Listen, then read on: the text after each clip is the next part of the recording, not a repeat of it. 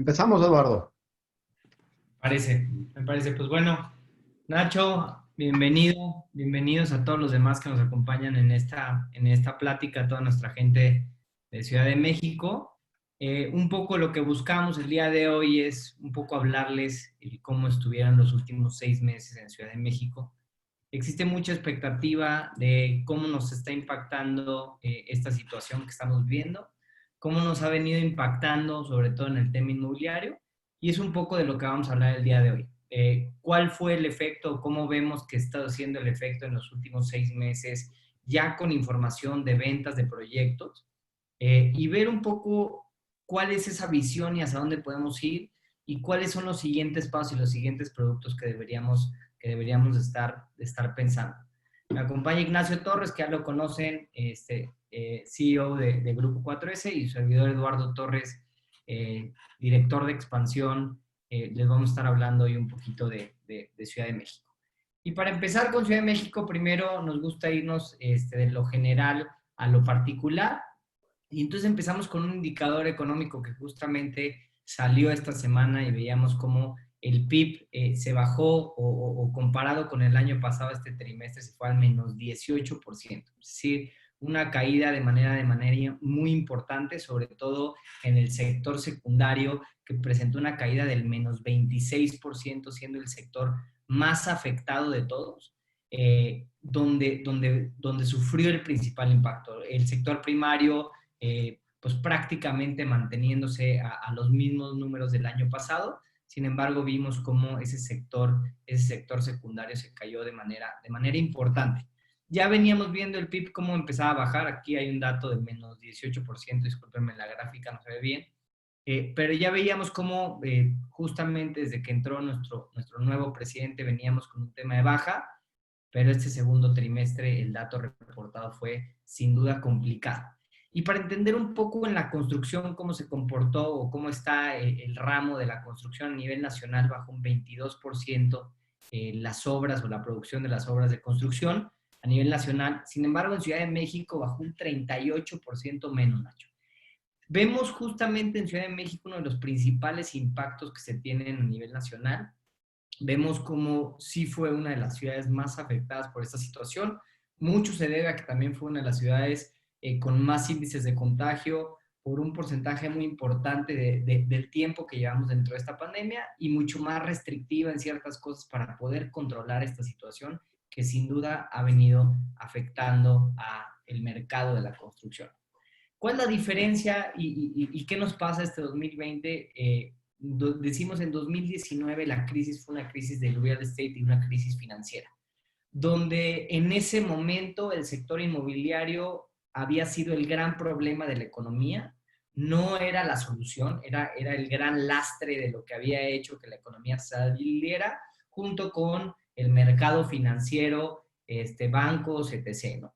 Sin embargo, en este 2020, pues primero no se ve realmente un problema estructural como sí lo teníamos en 2009, ¿no? O sea, sí existía un problema estructural de algo que no funcionaba bien en la economía y que nos llevó a una crisis. En el 2020 fue algo que sin duda no podía controlar la economía, fue un tema mundial que no podíamos controlar, y hoy en día lo más interesante es que en la mayoría de países, y sin duda en México, el real estate se ve como la solución al problema. O sea, nos estamos convirtiendo en, en, en ese posible sector que puede sacar adelante la economía, donde se está viendo que necesitamos tener inversión justamente para salir de esta situación, y el real estate como uno de los principales enfoques. Entonces, vamos primero a ver cómo se comportó cada uno de los segmentos o cada uno de los giros para ir hablando poquito a poco. Me interrumpes cuando quieres, Nacho, y Venga. más para ver esa dinámica. Primero, queremos entender esa dinámica a nivel nacional de la vivienda vertical. En el 2019, prácticamente en el 100%, digo en el 2017, perdón, en el 100% de mercados veíamos que fue nuestro mejor año inmobiliario. Fue el año de mayor crecimiento que hemos tenido. Lo revisas en los datos de Querétaro, se ven los datos de San Luis Potosí, se ven los datos de León, de Monterrey, de Guadalajara, como el 2017 como el mejor año que ha tenido. Creo que con excepción de Guadalajara, todo el resto de ciudades el 2017 son los años con más ventas, ¿no? Ahí presentó un crecimiento de un 36%. Veíamos que a partir del 2017 venimos a la baja, o sea, venimos bajando pues, de manera paulatina en cuanto a esa dinámica en la parte de vivienda. Sin embargo, ¿cómo vemos que se vaya a comportar el 2020? 2020, si sigue la tendencia o de acuerdo a los datos de los primeros 2 trimestres, es decir, de mitad de año, estamos estimando que hay una caída del 38% a nivel nacional de viviendas. Es decir, vamos a estar vendiendo pues a números grosos prácticamente 13,500 viviendas comparado con las 21,000 viviendas verticales del año pasado. Es un número mucho más bajo. Uno de los principales impactos que se ve justamente en este año es los números de Ciudad de México y otras ciudades que están siendo complicadas, como es el caso de Puebla, como es el caso de Querétaro, como son otras ciudades que sí se han visto un poco más afectadas por esta situación. Sobre todo aquellos mercados que estamos viendo que tenían un nivel de competencia o inclusive algo de saturación de producto inmobiliario en ciertos segmentos. Por la situación actual que estamos viendo, se están viendo mucho más afectados que otros. Tenemos buenas noticias en el país, ciudades como Guadalajara, ciudades como Monterrey, los decrecimientos no se ven tan grandes como sí los estamos viendo, sin duda, en otros mercados, ¿no? Hasta ciudades como Tijuana, León, la Riviera Maya. Bueno, la Riviera Maya sí ha mostrado un decrecimiento importante, no tan grave como la Ciudad de México, pero digamos que quitando las zonas turísticas que es evidente que están sufriendo fuertemente por el tema de la pandemia y eso provoca una parálisis en el tema de vivienda vertical. Todas las demás ciudades, creo que las que estaban en un buen balance entre oferta y demanda, estamos viendo números bien positivos. Y siempre es importante comparar las 3 principales ciudades, que en este caso es Monterrey, Guadalajara y Ciudad de México, en donde Monterrey y Guadalajara muestran una dinámica completamente opuesta a la que estamos viendo en Ciudad de México. Como tú dices, Eduardo, 2017 dio un brinco importante en las ventas. De 2016 a 2017, el país empezó a verticalizar de una forma importante, de una forma fuerte, de una forma relevante. Y eso hizo que después del 2017, 2018, 2019, ¿cómo se llama? Veamos números diferentes. Ahora, si separamos o clasificamos diferentes ciudades, vamos a ver cómo el crecimiento en ventas en 2018 y 2019 fue constante en la mayoría de las ciudades a nivel nacional y hay 3 grandes ciudades que nos están empujando los números hacia abajo y están haciendo que el número sea negativo, quitando el efecto 2020. Sin lugar a dudas, la Ciudad de México es una ciudad en la que nos empuja los números hacia abajo, es la que ha venido decreciendo fuertemente. Prácticamente el 80% del decrecimiento que tenemos está explicado por el decrecimiento que tenemos en Ciudad de México. De hecho, si quitamos el factor Ciudad de México, a nivel nacional se vendieron más unidades. Y las otras 2 ciudades que acompañan el efecto es Puebla, en donde la saturación de mercado ha impactado bastante en la percepción del mercado inmobiliario. Y como ya lo hemos venido hablando, Eduardo, y lo hablamos en uno de los primeros webinars en estas sesiones que tenemos por zonas y ciudad, Querétaro también tuvo un ajuste en las ventas. El ajuste de Querétaro no nos preocupa porque el ajuste de Querétaro simplemente fue un ajuste de las cantidades que realmente debería absorber porque tenía años en donde estaba igualando a Monterrey y a Guadalajara. Entonces, sí vemos, y eso es importante que lo sepamos, sí vemos un tema difícil en la Ciudad de México y tenemos que ser honestos en lo que vamos a decir aquí. Y lo que vamos a decir aquí es que para 4S, México siendo el epicentro desde nuestra perspectiva más importante, económicamente hablando de Latinoamérica. ¿Por qué? Porque México tiene uno de los PIBs más importantes a nivel Latinoamérica. No es el más alto, pero es de los más altos.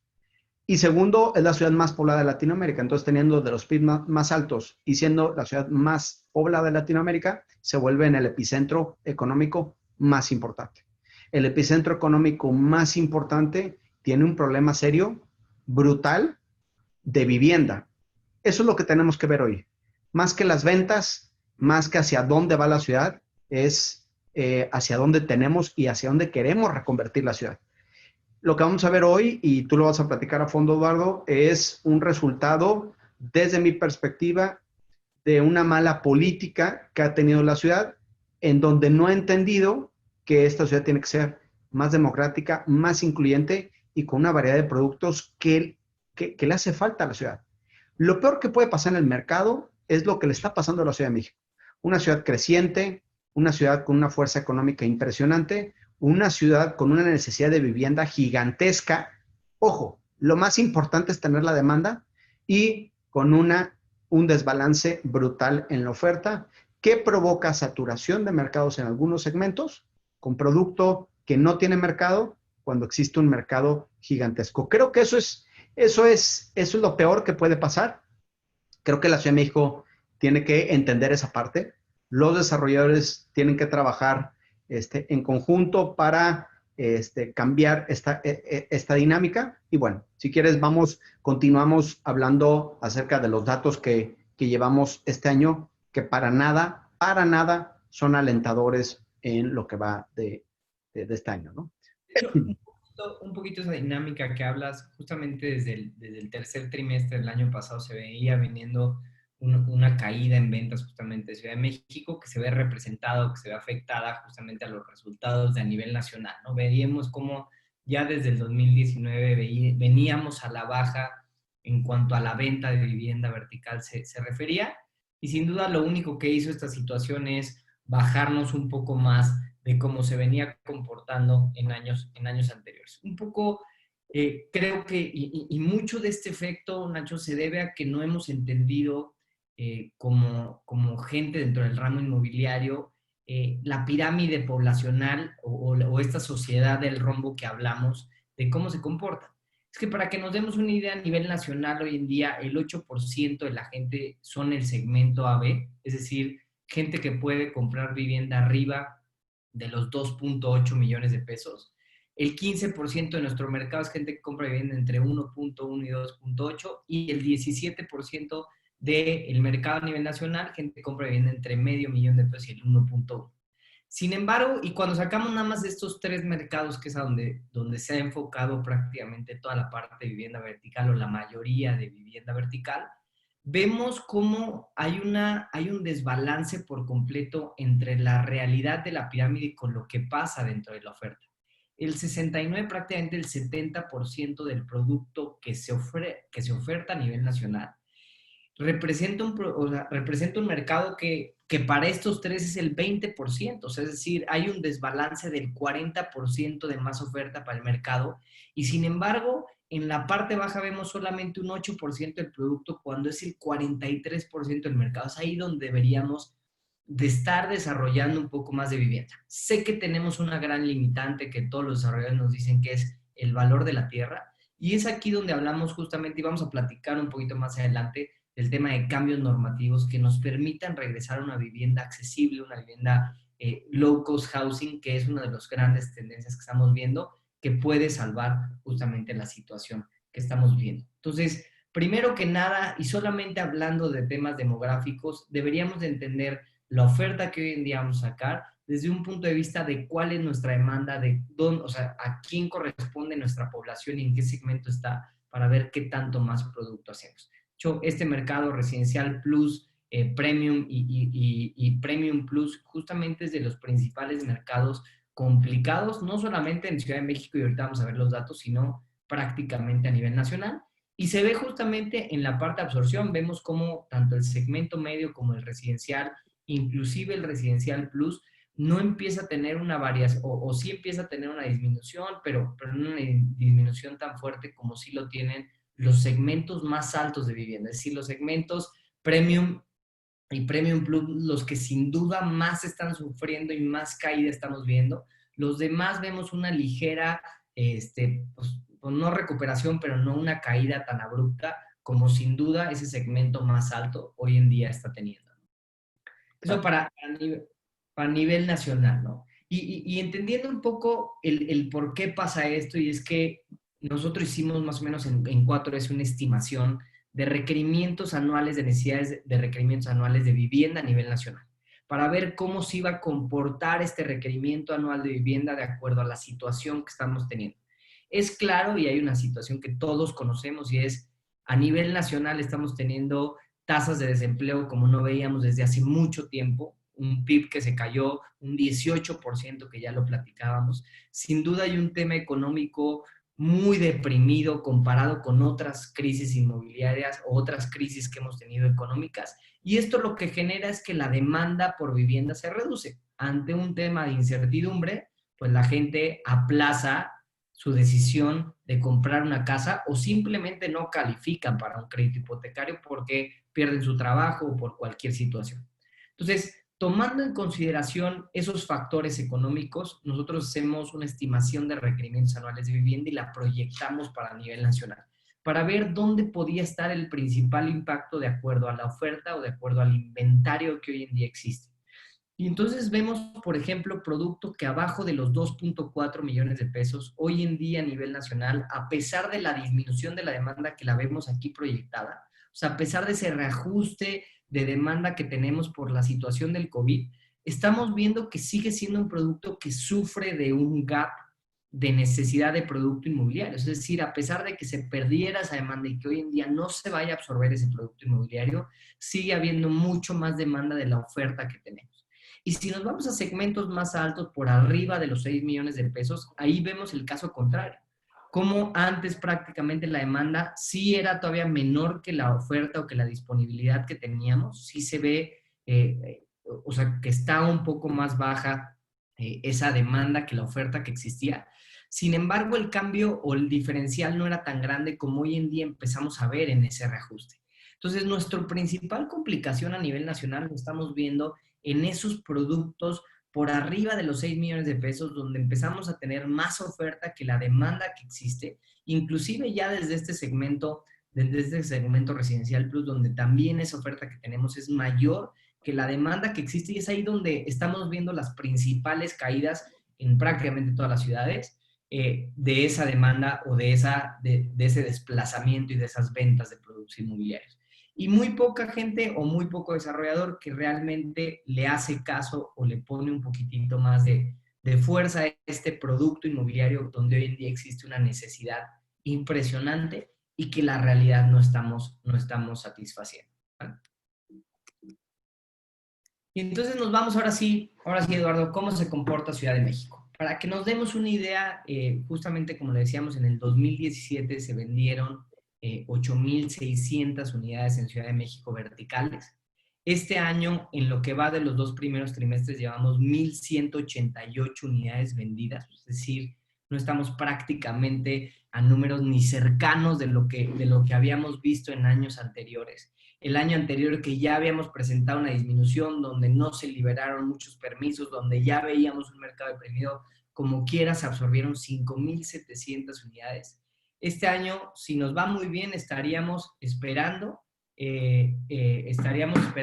no más de 1,400 viviendas en venta total. O sea, prácticamente las que hoy en día, perdónenme, 2,400 viviendas, estaríamos hablando de prácticamente la mitad de lo que se absorbió en el año pasado, un 30-40% de lo que se absorbió en el año pasado. Es decir, los números están mucho más bajos de lo que veíamos bien. Y como tú decías, Nacho, es importante comparar cómo está Ciudad de México contra Guadalajara y Monterrey. Contra Guadalajara y Monterrey, estábamos hablando que en el 2019 se absorbieron 3,700 y 3,000 unidades respectivamente Guadalajara y Monterrey, cuando Ciudad de México estaba en 5,000. Este año ambos mercados están por arriba de los resultados que lleva Ciudad de México y no vemos cómo pueda tener realmente esa recuperación. Si acaso, y si tercer y cuarto trimestre están muy bien, lograríamos una recuperación similar a los números que tendrían Monterrey y Guadalajara, con una ciudad que es mucho más grande, que como tú lo dijiste, es un centro económico, es el centro económico de Latinoamérica y que estamos viendo hoy cómo sufre de manera importante. ¿Y por qué puede ser esto? Y esto se da en que no hemos entendido esa pirámide que ahorita vamos a ver más adelante. Pues se den una idea, comparado con el primer trimestre tenemos una caída del 67% de las ventas y comparado con el segundo trimestre del 58% de las ventas. O sea, la variación de un año con otro es mucho más grande que lo que estábamos viendo inclusive en el índice de construcción. La venta de vivienda todavía se ve mucho más impactada que lo que genera el índice de construcción. Realmente los datos para Ciudad de México son complicados. En el resto de ciudades veíamos un poco datos más alentadores cuando hicimos el regional de Monterrey, el regional de Guadalajara, Riviera, Tijuana, veíamos sí ciertos datos que nos indicaban una recuperación, pues, o no un impacto tan grande como veíamos. En Ciudad de México sí lo estamos viendo. Buenas noticias son que el segundo trimestre sí se comportó mucho mejor que lo que se había comportado el primer trimestre. En el año pasado también fue nuestro mejor trimestre en Ciudad de México, sin embargo sí se vio una recuperación o esa caída no se vio tan fuerte en el segundo trimestre comparado con lo que sí nos pasó dentro del primer trimestre que fue complicado para la Ciudad de México. Que ahí la lectura desde nuestro punto de vista y de lo que hemos visto en el mercado, aunque los datos siguen sin ser alentadores, te hablo un poquito del ajuste que está haciendo el desarrollo inmobiliario en cuestión de precios y en cuestión de estrategias. La situación inmobiliaria y es un poco el sentir que deben de tener todos los desarrolladores de producto en Ciudad de México, que es, a ver, estamos teniendo un producto en donde estamos subiendo el precio, donde no necesariamente está justificado por la demanda, entonces eso venía a la baja y el mercado iba desapareciendo o iba erosionándose poco a poco. ¿Qué está pasando? Ahora que el mercado, de cierta forma, desde la parte oferta empezó a hacer ajustes, empezó a levantar un poco. Tampoco son números alentadores, creo que los números son muy bajos para la capacidad de la ciudad. De llegar a 8,000, 9,000 unidades, hoy en día estamos en niveles mucho más bajos. Lo importante aquí es que se están reportando menos ventas que ciudades como Guadalajara y Monterrey, que son ciudades mucho más chicas en cuestión de tamaño. Eso nos habla de que es un tema puntualmente no nada más de demanda, sino también de oferta. Ojo, porque siempre tratamos de culpar, en este caso, a la demanda. Siempre decimos, es que no hay demanda. No, no es que no haya demanda. Si bien la demanda está contraída, pero en este caso estamos teniendo un problema de oferta y un problema de oferta fuerte y serio. Ahora, ustedes tienen que comparar, los invitamos a que vean la repetición del webinar que tuvimos ayer, que habló un poco de la Riviera Maya dependiendo 100% o sea, es una zona 100% turística, en donde las caídas en cuestión de ventas no son tan dramáticas como la Ciudad de México. O sea, no es posible que una ciudad que paralizó prácticamente su estructura económica, donde los hoteles estaban cerrados, donde no se podía volar, donde no podías ir a ningún lugar, la economía se paralizó, tengas menos de crecimiento en ventas que lo que estás teniendo en la Ciudad de México. Ojo, para mí está claro que no es un tema nada más de demanda, sino están combinados otros factores que son los que tenemos que ver y que son los que tenemos que analizar, ¿no, Eduardo? Exactamente, y que lo vamos a ver ahorita un poquito más adelante para que veamos cómo está esa composición de la oferta y que creo que ahí es donde radica el punto clave para volver a reactivar el mercado de la Ciudad de México. Nada más, según un análisis que hicimos justamente en los diferentes mercados, analizábamos, por ejemplo, que en ciudades o en proyectos activos, sobre todo, por ejemplo, en segmentos residenciales, una de las dinámicas que empezábamos a ver, por ejemplo, en el caso del mercado residencial, es que aquellos productos que eran líderes ya dentro del mercado previo a la pandemia, lo estamos viendo como en el segundo trimestre esos productos líderes, sus absorciones están siendo todavía mucho mayores. O sea, aquellos productos que estaban liderando, están liderando todavía mucho más de lo que antes estaban liderando, prácticamente llevándose el 60% de la demanda.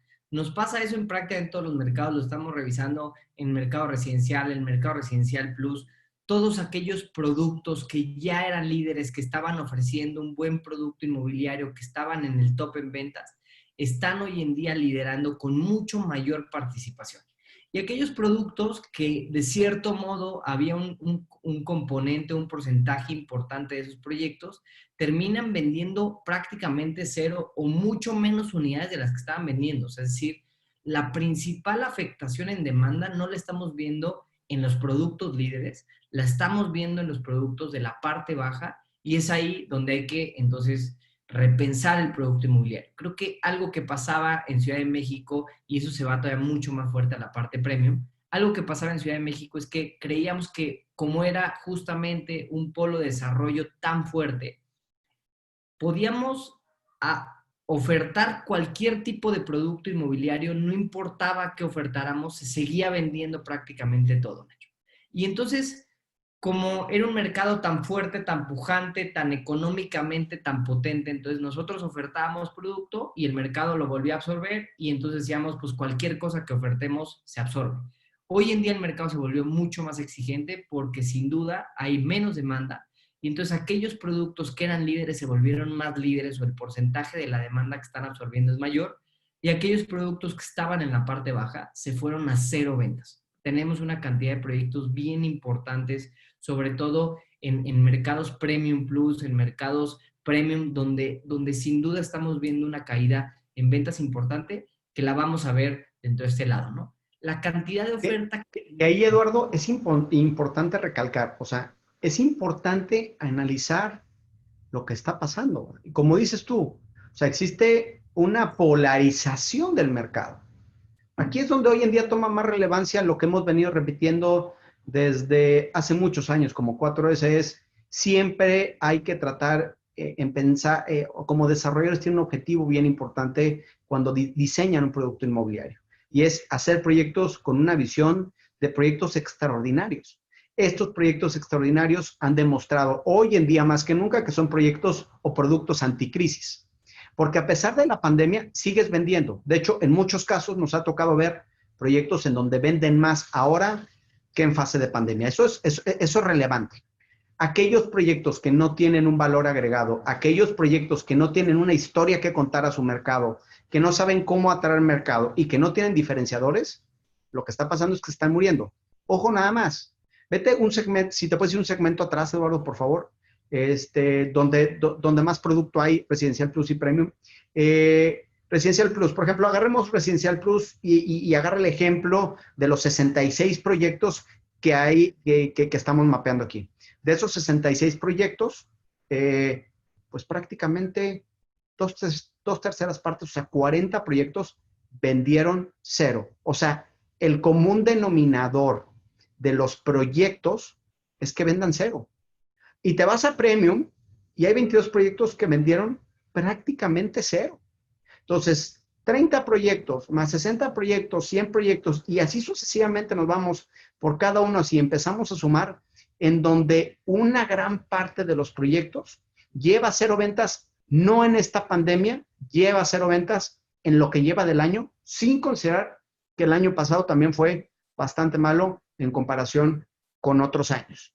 Entonces, aquí es importante que entendamos que la Ciudad de México tiene condiciones diferentes, necesita proyectos diferentes, necesita que nos pongamos a trabajar de la mano, ¿sí?, con todas las personas que puedan agregar valor a sus proyectos y que entiendan que ya la fórmula está replicando cosas que les funcionaban en el pasado, ya no es válida, ya no es válida. Y aquí sí tengo que ser bien claro con lo que pasa en Ciudad de México, y que me disculpen todos mis asistentes, pero sí vemos un factor muy diferente en la forma de conceptualizar un proyecto en Ciudad de México con otras ciudades que tienen una escasez de mercado.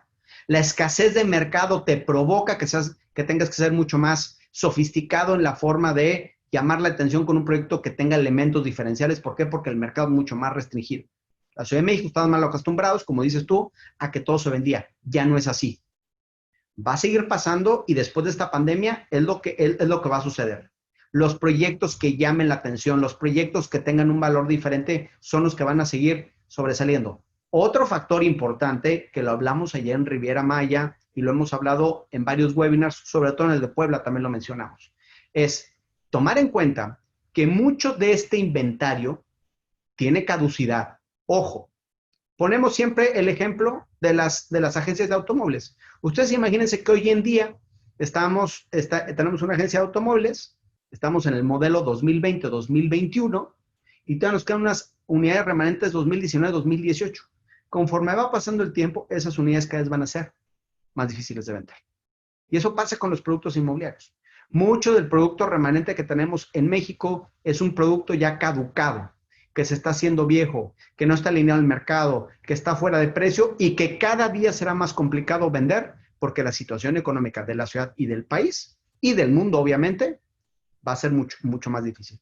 Hoy en día hay que dar un paso para atrás, para dar 5 adelante y repensar lo que tenemos.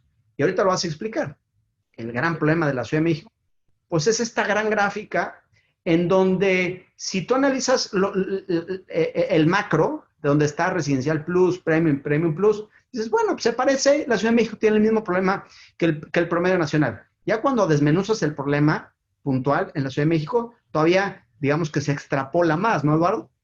Sí, no, no. De hecho, una de las complicaciones más altas que vemos es justamente en esta zona o en esta parte o en este segmento que tiene la Ciudad de México. Cuando empiezas a revisar muy específico la cantidad de producto que tienen por arriba de los 6 millones, es prácticamente el 41% del producto inmobiliario que existe. Y por ahí nos preguntaban ahorita en el chat, oye, ¿y cómo está? Y lo vamos a ver un poquito más adelante. ¿Y cómo está el mercado de vivienda usada? Pues el mercado de vivienda usada tan solo por arriba de los 15 millones de pesos tiene el 15% del mercado. O sea, el porcentaje que tiene de producto en esa parte alta es impresionante. Y esa es la principal o es el principal dolor que tienen. No vemos que la Ciudad de México se le vaya a complicar sin duda alguna absorber ese producto por abajo de los 6 millones de pesos. Inclusive habiendo, como tú bien lo dices, Nacho, en muchos casos no producto tan bueno o ya no tan acotado al mercado al que vamos enfocado o ya no tan pensado para el mercado al que debe justamente de ir.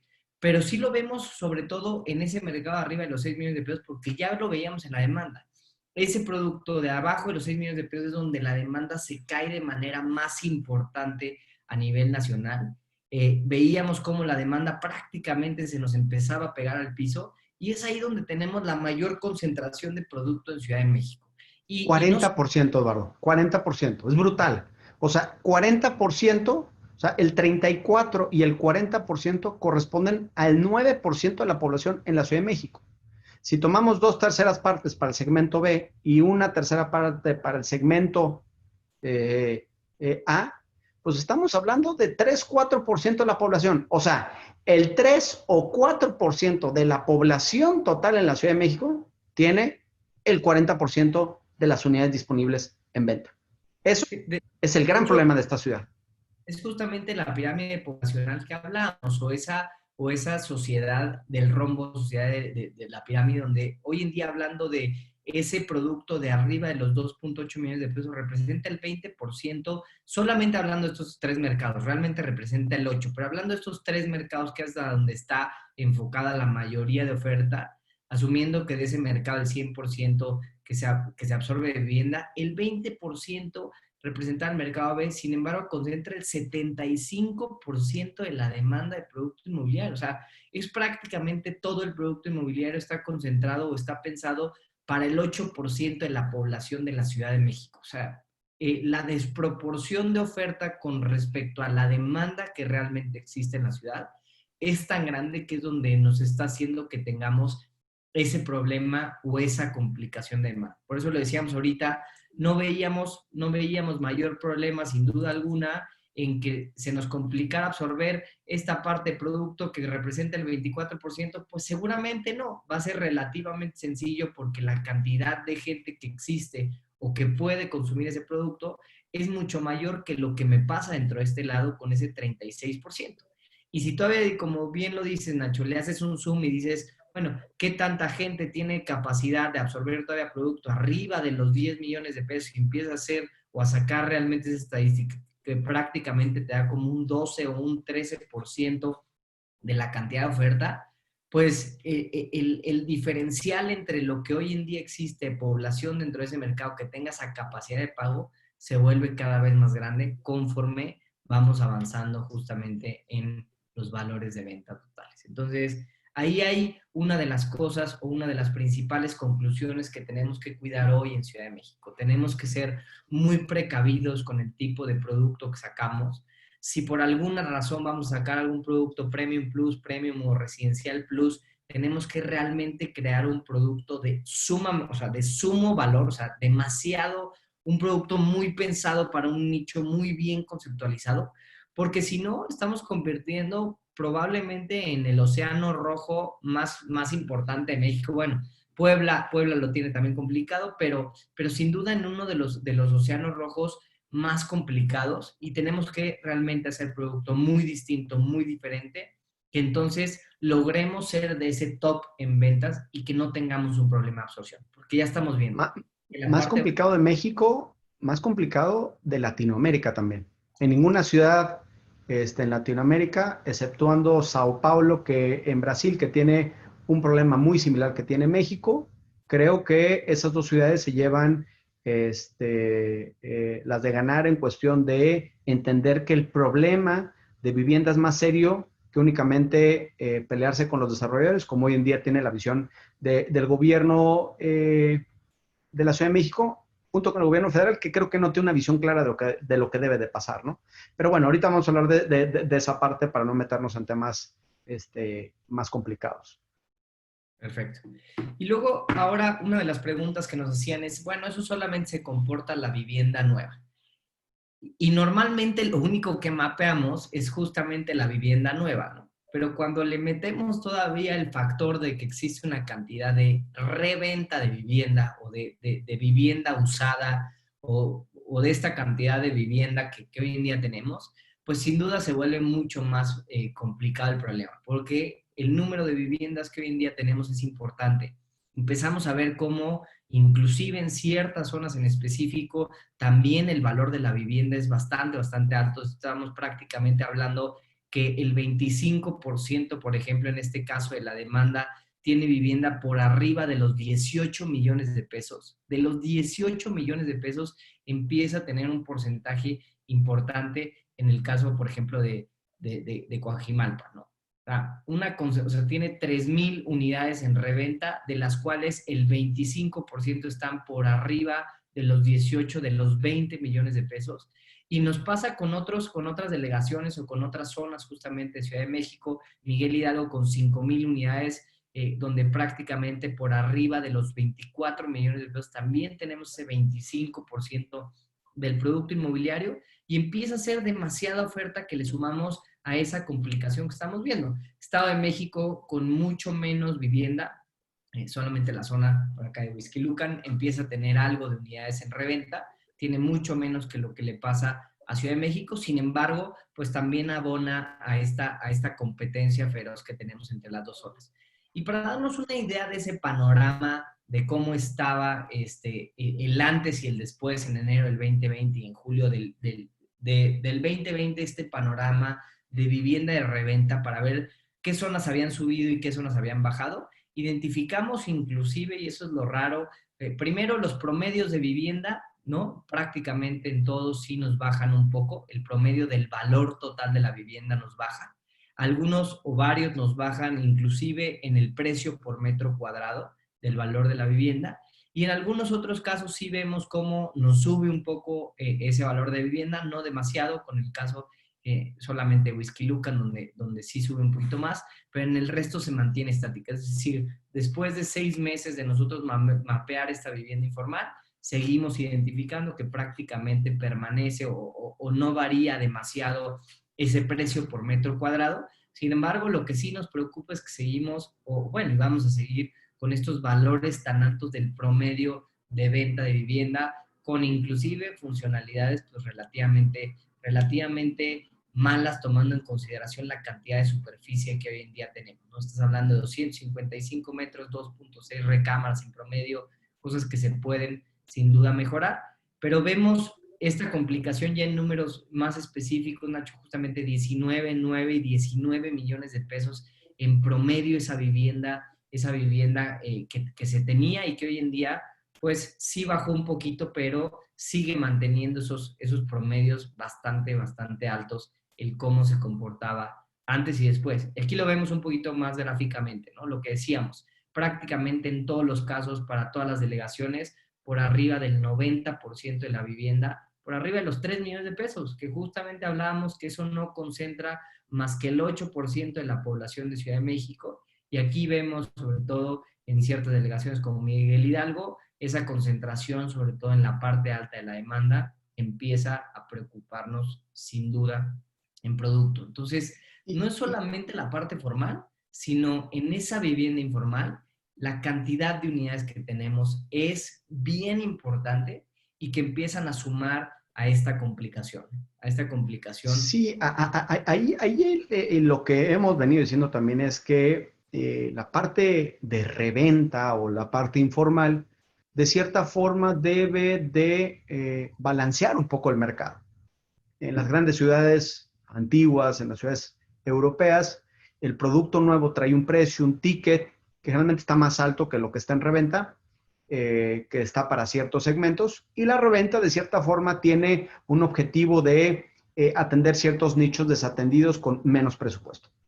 Eso hace que se balancee un poco el mercado, lo hemos venido diciendo en todas las ciudades. Hay ciudades que sí cumplen con ese objetivo, donde la reventa sí ataca esos huecos, pero la Ciudad de México, lejos de ayudar la reventa al problema que tenemos con el producto nuevo, abona el problema. O sea, si tú tienes abajo de 3 millones de pesos, es prácticamente imposible encontrar una vivienda en la Ciudad de México. Y abajo de 3 millones de pesos es el 91% de la población que tenemos en la ciudad. O sea, el 90% de la ciudad no tiene acceso a la vivienda en la Ciudad de México. Ese es un dato importante, es un dato que lo entendamos a fondo. Ese es el gran problema que tenemos hoy en día en la ciudad. Si tú buscas reventa y buscas producto nuevo, casi todo está arriba de los 3 millones de pesos, que para 3 millones de pesos, ingreso mensual familiar, tienes que estar cerca a los 100,000 pesos mensuales como ingreso. Ese es el gran problema, eso es lo que vemos, eso es donde creo que donde se tiene que trabajar. Obviamente hay zonas que tendrán topes más bajos que otros. Todas las zonas, tratando de responder unas preguntas que tenemos ahí, todas las zonas tienen potencial. Sin duda, todas las zonas tienen potencial, unas más que otras, unas con unos segmentos que otros, pero sí creo que cada zona tendrá límites que tendrán que cuidarse, que tendrán que analizarse, pero lejos de pensar en los límites, es que hoy en día no hay absolutamente nada. O sea, ese es el gran problema. No es que algunas zonas estén subofertadas o desofertadas, más bien lo que está pasando es que las zonas que tienen puro producto caro y eso pues realmente eso es un problema serio, ¿no? Claro. Es más, para que te des un dato, en departamentos en venta, la reventa arriba de los 8 millones de pesos representa el 33% de las unidades y arriba de 15 millones de pesos representa el 15% de las unidades totales que mapeamos. O sea, la cantidad y el porcentaje es sin duda impresionante lo que hoy en día estamos teniendo, ¿no? Y hablamos, el 85.3 de la oferta en la zona metropolitana de México está por arriba de esos 3 millones de De pesos, hecho, porque es peor el problema en reventa que el problema del producto nuevo, ¿no? Está peor todavía. pero, exactamente. O sea, en lugar de ayudar a ajustar el mercado, lo empieza a complicar más, ¿no? ¿Y cómo está más o menos en cuanto a funcionalidades? Vemos solamente el 3.7% del mercado de unidades en reventa hoy en día representa de una recámara. El 46% se concentra en dos recámaras y el 44% en tres recámaras. O sea, prácticamente vemos dos y tres recámaras como el producto más común, es algo normal. En algunas zonas donde empezamos a ver que se empieza a explorar ese producto de una recámara o que se van a los extremos de cuatro o más recámaras, pero vemos una concentración importante sobre todo en dos tipologías, lo que otra vez empieza a ser difícil, ¿no? Todos con dos recámaras, todos en el mismo precio, caros, empieza a ser complicado para el usuario tomar una decisión y la cantidad de opciones que tiene es sin duda impresionante. Más o menos para que nos demos o continuando con esa dinámica de las gráficas, vemos esos porcentajes bastante altos en la parte de las pirámides.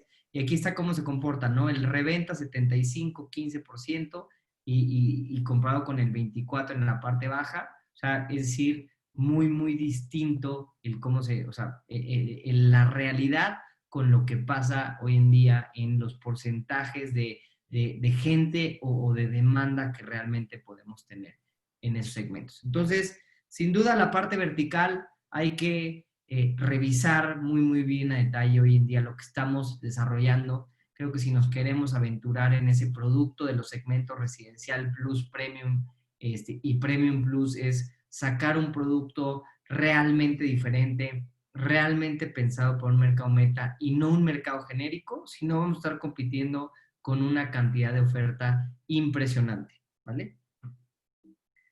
Vámonos un poquito más rápido. Vivienda horizontal, no tenemos aquí el tema formal, pero para que nos demos una idea en tema de Big Data, también la cantidad de unidades es bien importante. Nos vuelve a pasar exactamente lo mismo. La cantidad, no solamente de unidades es importante, sino los precios, inclusive en la vivienda horizontal, son todavía muchísimo más altos. O sea, aquí hablamos de que el 25% solamente el producto horizontal en cierta zona está por abajo de los 24 millones de pesos. O sea, es sin duda impresionante los datos que tiene Ciudad de México y nos pasa algo similar en Estado de México, ¿no? Si quieres una casa en una zona relativamente cercana, producto por abajo de los 10 millones de pesos es prácticamente imposible. Si vemos una subida ahí un poquito más importante o en algunos casos un poco más fuerte en el caso de casas, hay una tendencia, un tema de jardines, de ciertas cosas que entonces estamos viendo que pues la gente, hay algunos pocos que están dispuestos a pagar y sin duda ese mercado o ese precio por metro cuadrado está incrementando. En algunas otras zonas no está pasando eso, inclusive en algunas zonas bajó un poco, pero sí vemos valores totales de 45, 31 y 24 millones de pesos en promedio de ese producto inmobiliario. Seguimos otra vez solamente abarcando a esa puntita de la pirámide poblacional, ¿no? Y lo vemos en esa misma gráfica que habíamos visto anteriormente, donde ahí sí prácticamente vemos toda la concentración en la parte alta. Hay un escalonamiento normal que sucede entre el producto vertical y luego el producto horizontal. El producto horizontal obviamente mucho más alto que ese producto vertical. Entonces, o sea, no es tampoco una solución, en este caso el 90% por arriba de los 3 millones de pesos. O sea, prácticamente toda la oferta está por arriba de los 3 millones de pesos. Vale.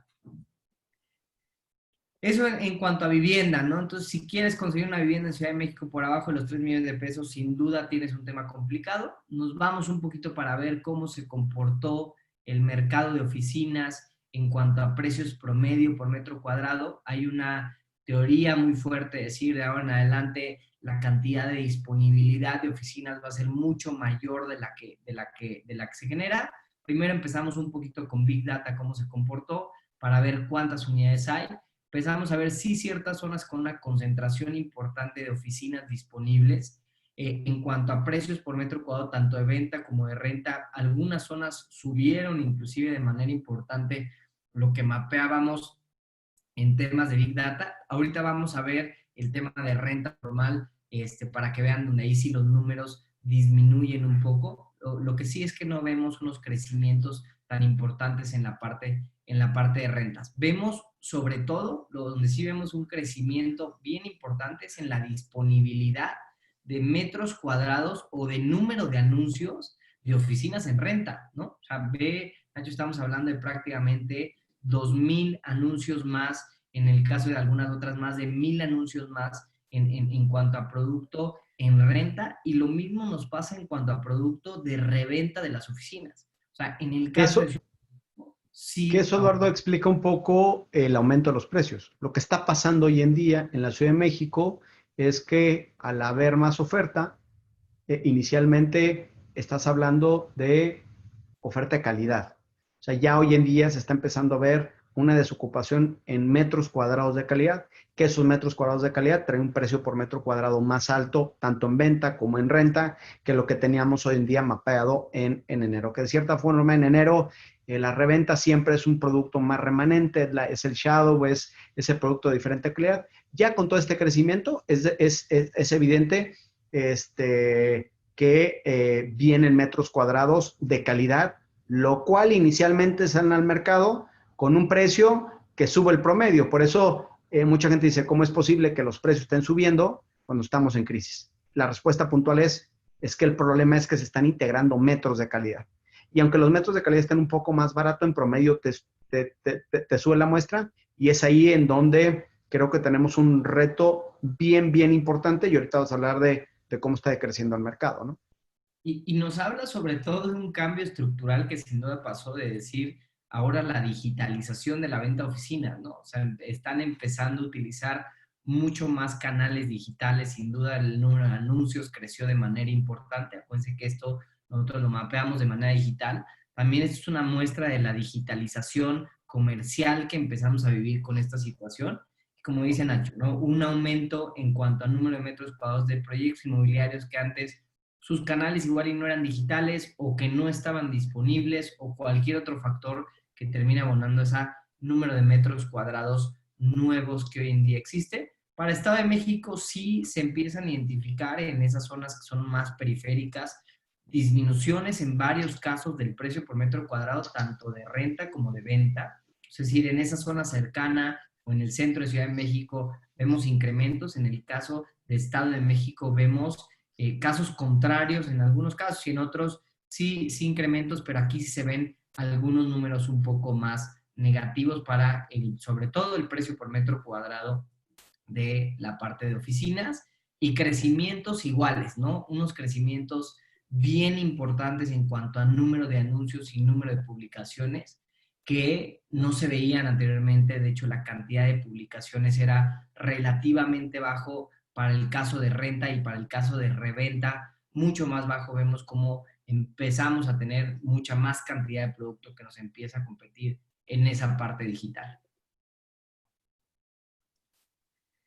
Y bueno, un poco en cuanto a las tres principales ciudades, aquí hablando de metros cuadrados más formales, sí empezamos a ver disminuciones en cuanto a la colocación y en cuanto al precio promedio de esos precios por metro cuadrado de renta mensual, sobre todo en las tres principales ciudades de México. Identificamos como Guadalajara y Monterrey de las zonas que más decrementaron en cuanto a precio por metro cuadrado de renta de oficinas. De hecho, segundo trimestre, o sea, la principal caída se dio en segundo trimestre. Pues ese reajuste de los valores de renta, precio por metro cuadrado, sí lo empezamos a ver en prácticamente todas las tres principales ciudades.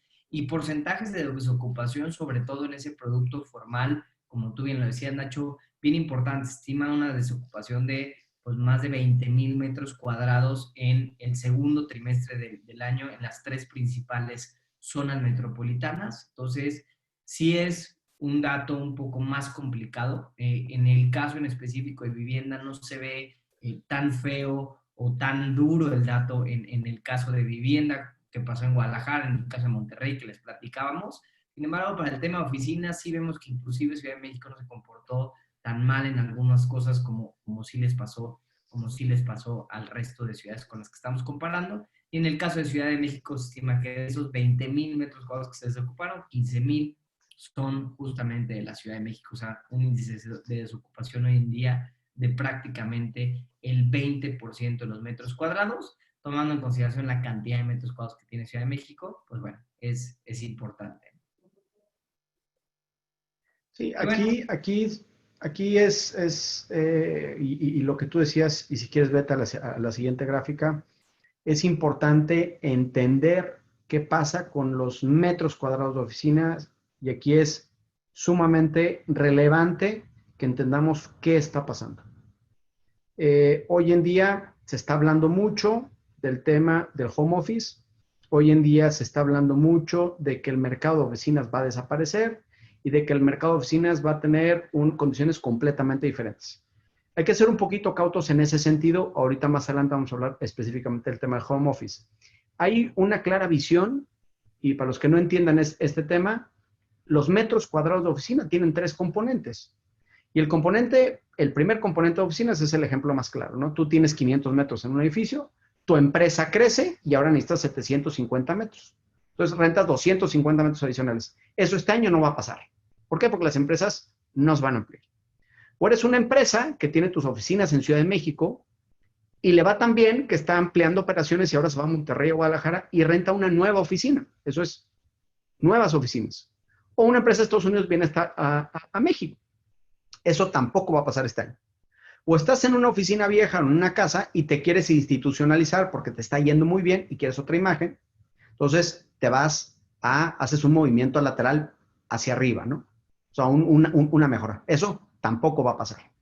Entendamos puntualmente que la demanda de oficinas este año va a caer no por el factor home office, que le va a meter muchísima flexibilidad al mercado, sino porque este año México va a decrecer 10%. O sea, el segmento servicios, que es el principal motor de consumo de oficinas, pues está cayendo, al igual que la economía de México, que va a decrecer en doble dígito. Para los que no sepan, en 2009 no llegamos al 6% de decrecimiento.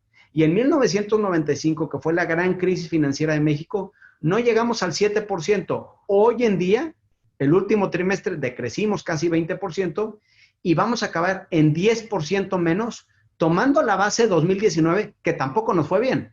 Entonces, la demanda de oficinas está yendo hacia abajo porque el país no está creciendo y eso lo tenemos que saber y sobre eso tenemos que actuar.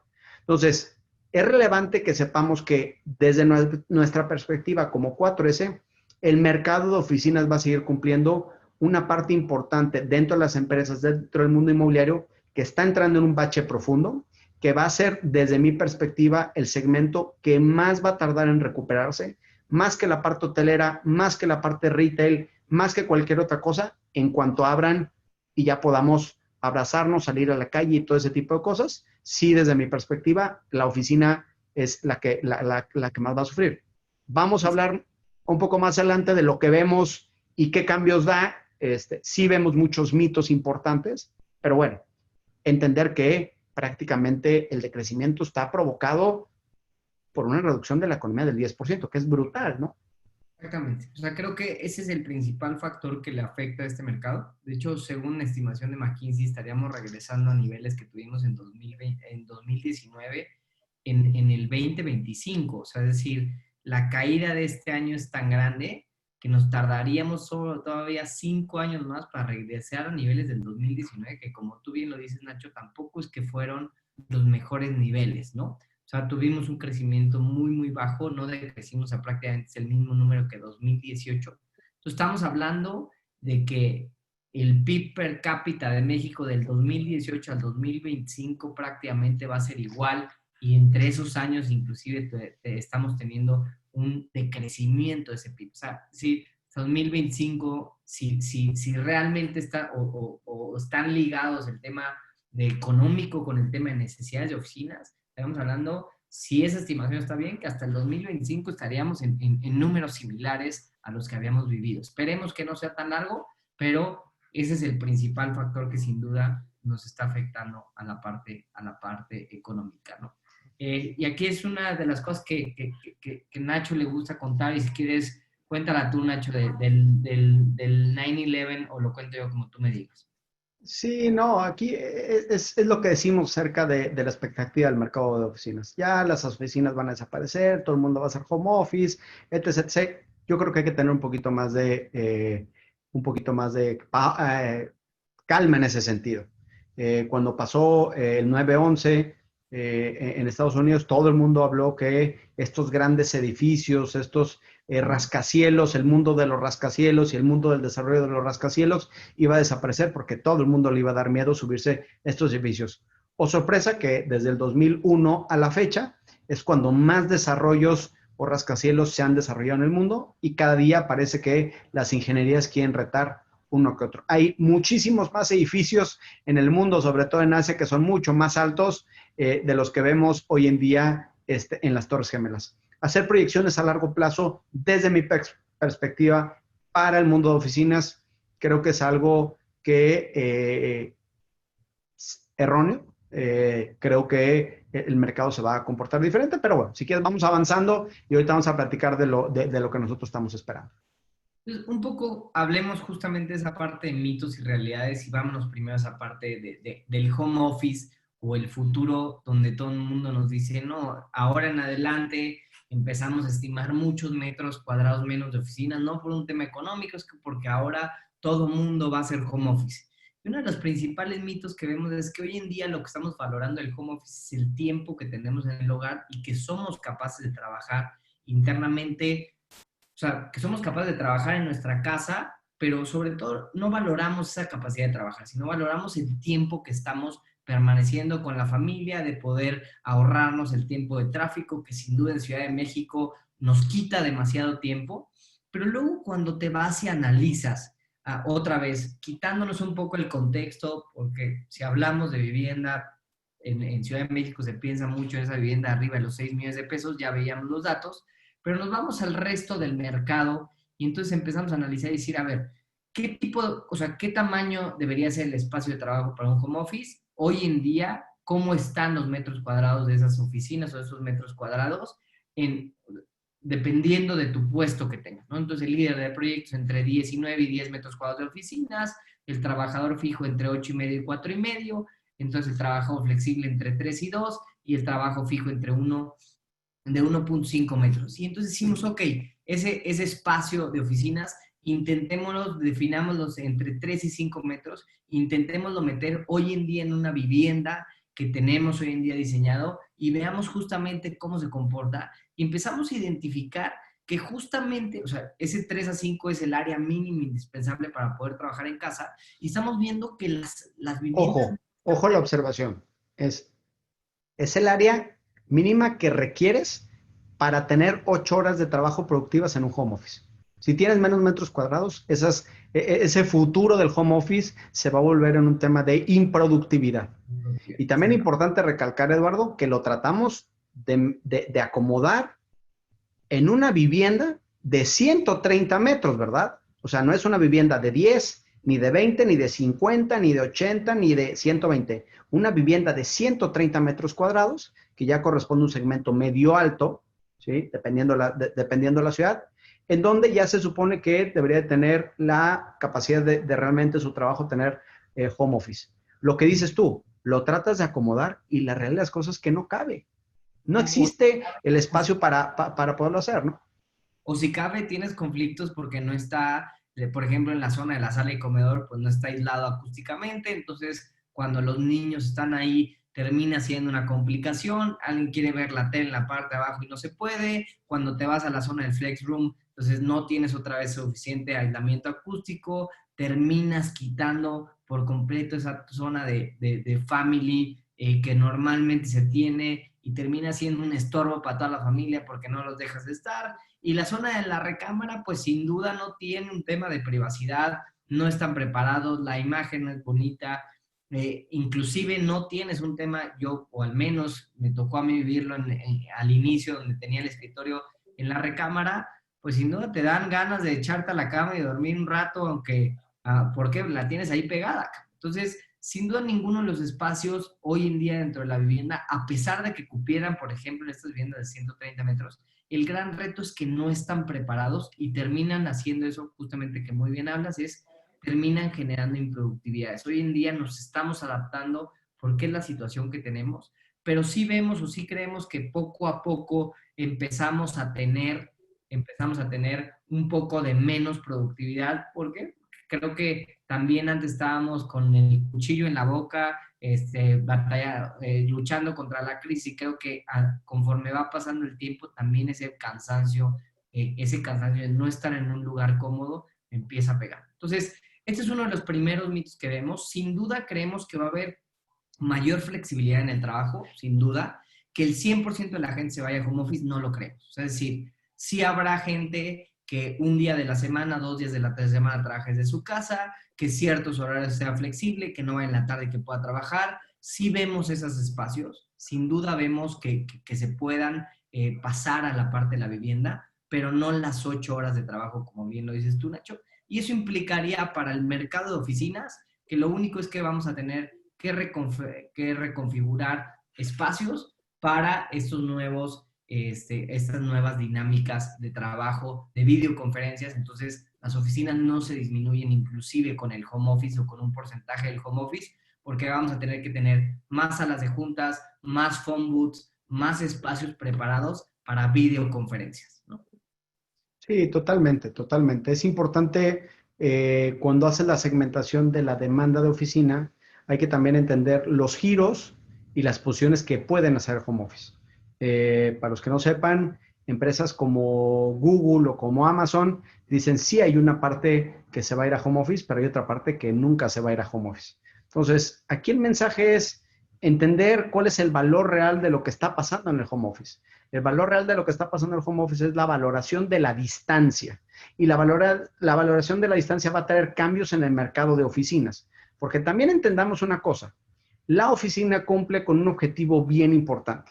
Es integración, trabajo en equipo, ¿cómo se llama? Sentido de pertenencia, temas de creatividad, o sea, hay muchas funciones que la oficina cumple que tampoco estaba cumpliendo hoy en día. Entonces, entendamos que hoy en día lo que está pasando es que el mercado va a ser mucho más flexible, pero eso en una realidad ya total de metros cuadrados consumidos en un futuro hará que los formatos sean diferentes, las estructuras sean diferentes, pero para nada creemos que el mercado de oficinas va a desaparecer.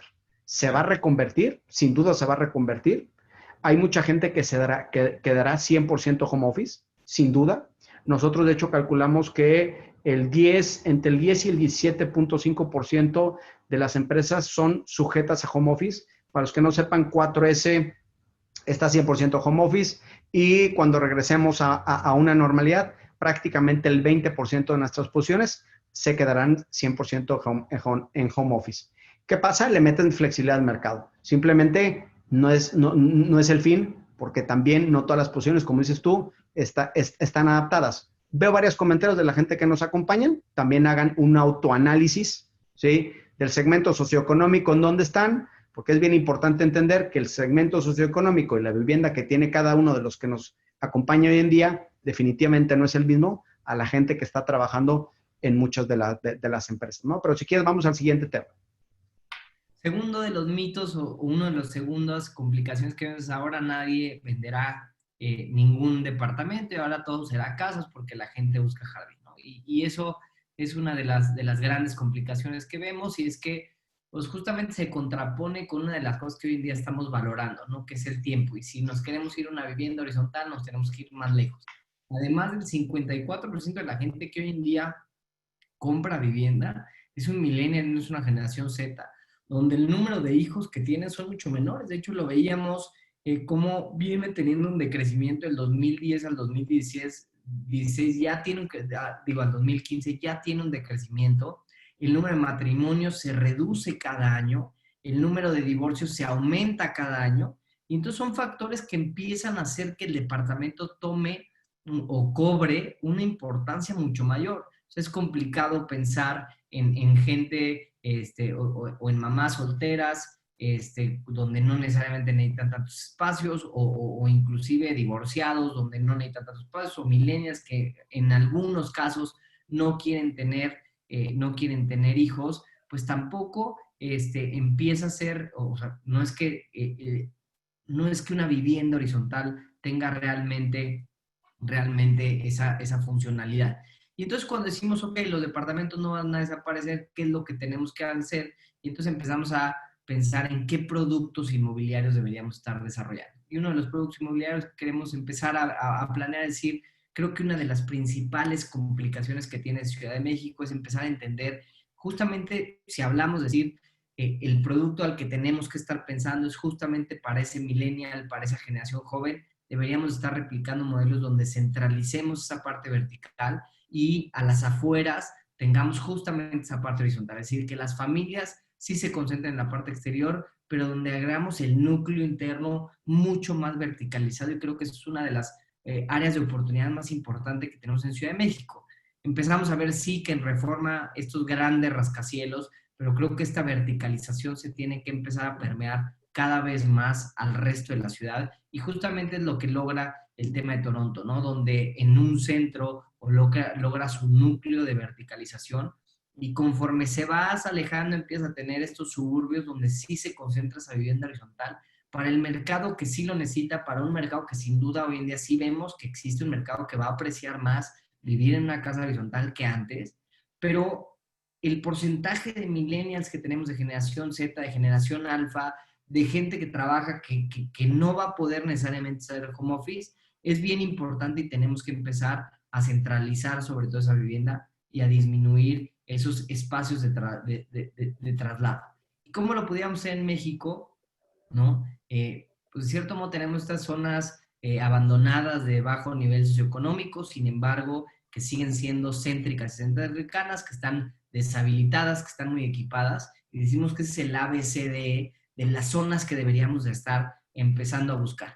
Y algunos de los conceptos más interesantes que lo están haciendo justamente ustedes en Monterrey, Nacho, y están en Tijuana y en algunas zonas de Guadalajara ya se empieza a hacer, es el tema del DOT y puede ser una de las soluciones más importantes a este problema de falta de vivienda por abajo de los 6 millones de pesos que veíamos, inclusive por abajo de los 3 millones de pesos que sin duda hace falta.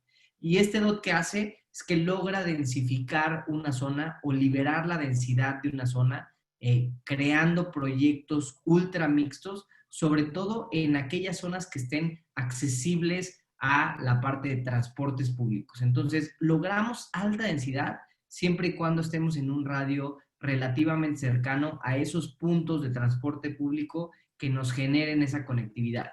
Y eso es uno de los principales puntos que vemos, que genera justamente reconfiguración de espacios, que logramos estar cercanos al transporte público y logramos hacer vivienda relativamente asequible. Sí, aquí es importante que entendamos y la recomendación de nosotros, y les platicamos el ejemplo que ya ciudades de México lo están haciendo. Hay 3 ciudades en México que tienen implementando DOT, que no decimos que sea la única solución que se requiere, pero sí se requiere una solución.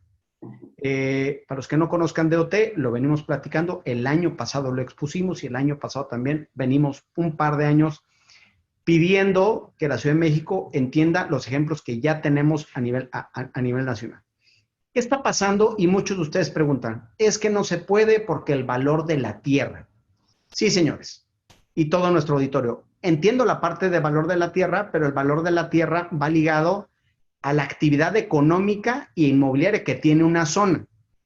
Estos distritos de OT tienen como objetivo principal la reactivación de las zonas que tienen ABCDE, que están abandonadas, que están a la baja nivel socioeconómico, que están deshabitadas, que siguen estando céntricas y que por alguna razón están equipadas. Y que sobre todo están equipadas con transporte público de calidad. Metro, Metrobús o Ecovía, dependiendo de la ciudad. Que la Ciudad de México es la ciudad con mejor transporte público a nivel nacional. Entonces, ¿qué es lo que pasa? Que tienes una ciudad con transporte público donde tienes zonas que son susceptibles a DOT, en donde son zonas abandonadas, en donde la tierra hoy en día todavía es accesible, donde en esa tierra, cuando liberas densidades, la haces mixta, quitas estacionamientos. ¿Por qué quitas estacionamientos? Porque son zonas enfocadas o distritos orientados al transporte, distritos orientados al uso de transporte. No necesitas automóviles o fomentas el uso del automóvil. Entonces, ¿qué es lo que necesitas? Es que la Ciudad de México entienda que las zonas que hoy en día tienen precios arriba de los 6 millones de pesos, va a ser prácticamente imposible hacer productos diferentes a esos. ¿Por qué? Porque el mismo valor de la tierra te lo dictamina. Pero la Ciudad de México es un monstruo gigantesco, en donde está saturado de zonas que están abandonadas, que requieren una regeneración, que requieren transporte público, pero que no tienen las regulaciones para hacer el producto adecuado. Porque la regulación no necesariamente está alineando lo que se puede hacer con lo que quiere en el mercado. Esto es un mensaje para todos los desarrolladores de la Ciudad de México, para que se pongan a trabajar con la Ciudad de México y el gobierno de la Ciudad de México para hacerles ver el gran problema de vivienda que existe en la ciudad. Nada más para que sepan, centros de ciudad como Tijuana o centros de ciudad como los de Monterrey, específicamente hablando de Monterrey, para los que no conocen Monterrey, el centro de Monterrey es completamente, casi todas las secciones son de DOT. Es el centro de ciudad más activo en toda Latinoamérica, con cero inversión del gobierno, cero. No ha pintado una banqueta, no ha puesto un semáforo, no ha arreglado un parque, absolutamente nada. ¿Qué está pasando? Se está regenerando. Y lo más importante, que ahorita lo va a platicar Eduardo, es que cumplió con el objetivo de meter en el mercado un producto que ya no existía, que es vivienda vertical asequible. ¿Qué es lo que le falta a la Ciudad de México? Y que aparte solucionaría un problema que el gobierno quiere solucionar, es hacer vivienda asequible.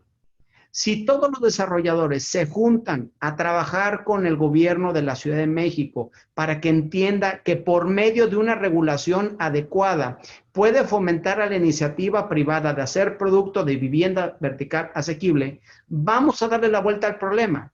Mientras no se entienda esa parte, las restricciones que se tienen hoy en día, efectivamente, al costo de la tierra, hacen que el problema sea más agudo. Donde el problema de ventas no está enfocado, o sea, los productos que tenemos hoy en día, Eduardo, no están enfocados en el consumidor, están enfocados en el inversionista.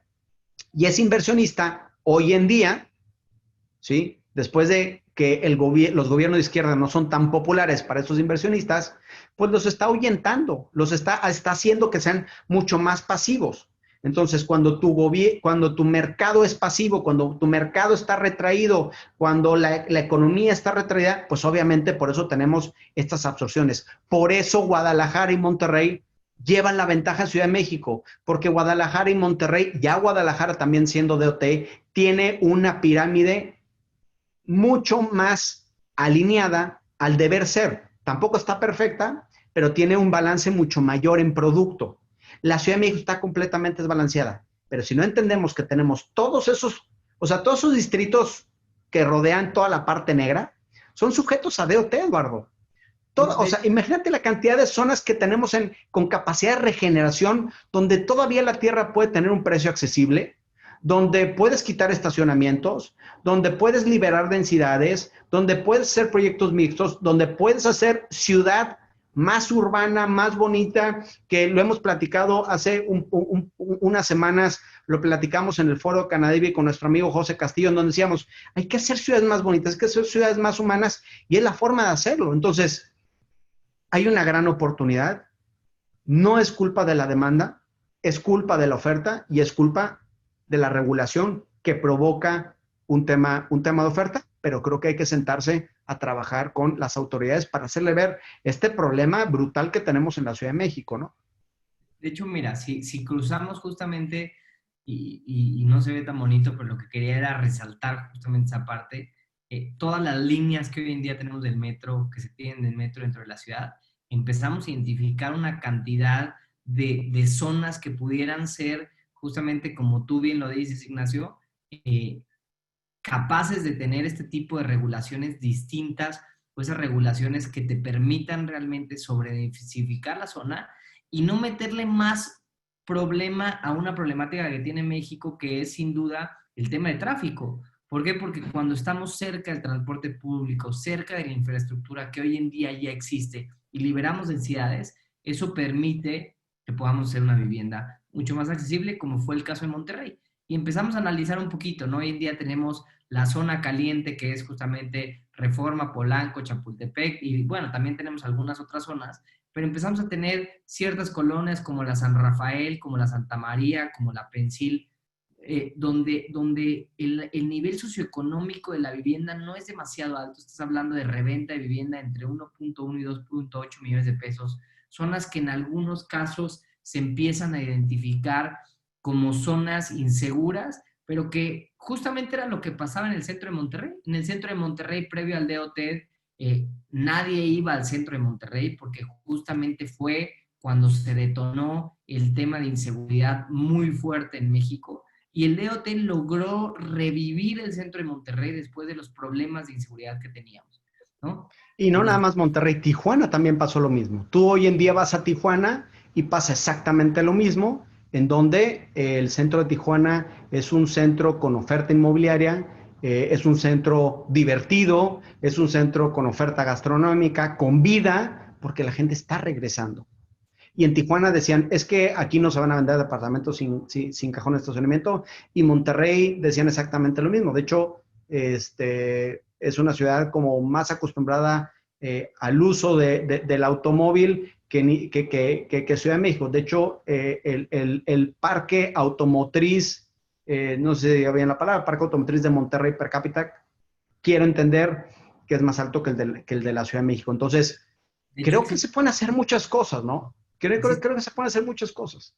Existe una flexibilidad bien importante en Ciudad de México por las mismas distancias del tráfico.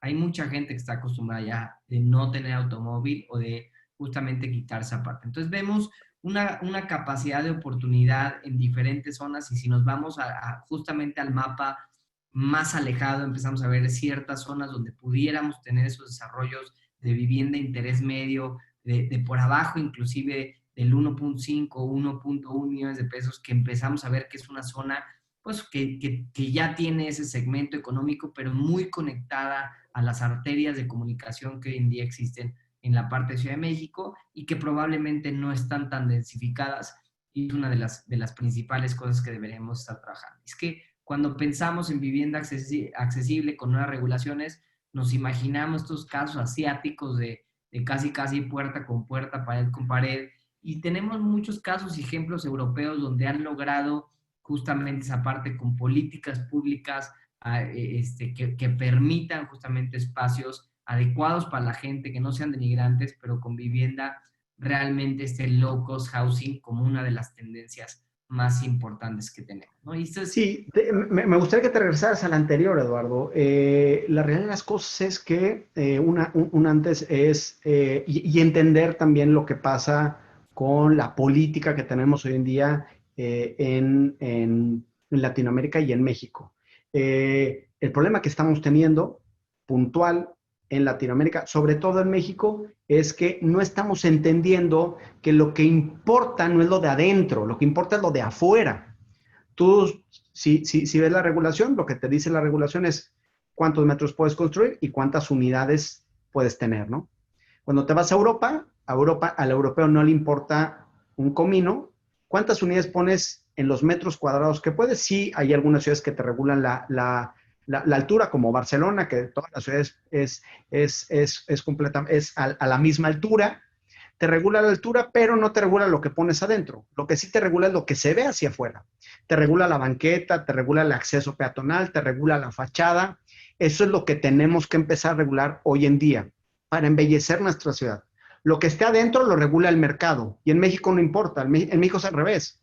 Regulamos lo de adentro, sí, que no lo debe de regular, y no regulamos lo de afuera. O sea, no importa que esté fea, no importa que esté remetida cuando todo, o no remetida, o no respetemos la banqueta, o pongan bardas entre un proyecto y otro que no hagan esa parte urbana tan importante para los europeos. Eso no importa, no importa que la pintemos de rosa, amarillo, morado, no importa el color, no importa absolutamente nada. Lo que importa es el número de unidades que pongamos. Creo que es completamente opuesto. Por eso, Europa, urbanamente hablando, nos lleva siglos de diferencia, pero creo que es momento de poder entender lo que una bella ciudad debe de hacer por medio de la iniciativa privada. Ojo, eso lo hace la iniciativa privada, no lo hace el gobierno. Tenemos que trabajar con el gobierno para hacerle ver que no necesita Claudia Sheinbaum regalar 5,000 viviendas, por favor. Eso es patético, eso no cumple con la necesidad que se tiene hoy en día de vivienda. Eso es una burla. El número de viviendas que se requiere en la Ciudad de México es mucho mayor ese número. Y no tiene por qué regalarlas el gobierno cuando puedes incentivarlo por medio de la iniciativa privada, en donde puede hacer un producto que esté alineado al mercado con una ciudad pujante, con una ciudad con músculo económico y para mí con el punto más importante en Latinoamérica, ¿no? De hecho, ahorita vamos a ver un ejemplo de eso, nos vamos a pasar un poquito más adelante. Justamente esa parte de low cost housing es que nos imaginamos esta realidad latinoamericana cuando hablamos de vivienda de bajo valor, pero no necesariamente tiene que ser así. Y voy a hablar justamente del caso en específico por ejemplo, de Bogotá, donde lo que hicieron fue justamente alinearse el tema público con el tema privado. Lagos de Torque es un proyecto de 600 hectáreas, justamente en una zona ya muy urbana de la ciudad de Bogotá, donde buscaron hacer vivienda del 50% VIP, que para que nos demos una idea en pesos mexicanos es como 400,000 pesos mexicanos. Una vivienda topevis que más o menos anda como los 800, los 900,000 pesos mexicanos, con un parque metropolitano de 150 hectáreas, con más de 95,000 árboles sembrados. ¿Y qué hicieron? Es que mediante la parte pública y la parte privada, Nacho, lograron hacer ciertas unidades de actuación. Y esas unidades de actuación tenían una densidad limitada pero cuando lograban entrar a este plan de ordenamiento territorial, lograban liberar esas densidades, inclusive en este caso las alturas, pero si tú querías que te liberaran densidades y alturas, tenías que pagar una especie de impuesto. Pero era un impuesto que iba a un fideicomiso privado que era administrado por la misma sociedad de desarrolladores de la zona y todo iba enfocado o destinado a un tema de infraestructura. Entonces la zona no tenía metro, Bogotá todavía no tiene metro, pero está en construcción, pero iban a dejar toda la infraestructura para cuando estuviera la red lista, se conectara el metro, para que tuviera metrobús, para que tuviera escuelas, para que tuviera un gran parque que todos tenían que ceder un porcentaje del terreno dependiendo de la zona donde estuvieras. Y todo el tema era enfocado realmente un tema de, se generó la norma o el tema legal o el tema de municipio o el tema de gobierno, generó esta estructura para que el desarrollador terminara haciendo un producto accesible, pero sobre todo donde le permitía crear otra vez esta vivienda accesible, pero conectada a la ciudad con una vivienda digna, con una vivienda diferente, con una vivienda realmente pensada para ese usuario. Claro. Que en Ciudad de México podemos tener el ejemplo de los polígonos de actuación. El problema que tenemos con los polígonos de actuación, desde mi punto de vista en la Ciudad de México, es que llegaron a ser escasos. Entonces, la misma escasez de los polígonos que podías actuar hacía también que hubiera una escasez de tierra, la escasez subía el precio y llegabas exactamente al mismo problema. Claro. Cuando democratizas y haces